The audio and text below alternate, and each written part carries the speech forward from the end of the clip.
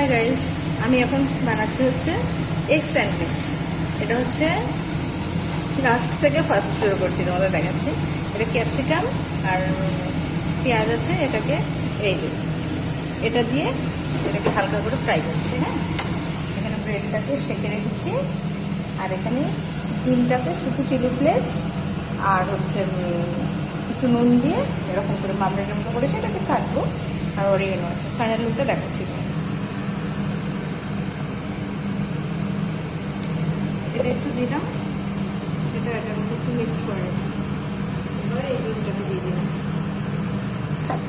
Capsicum আর এটাকে mixed করে দিলাম।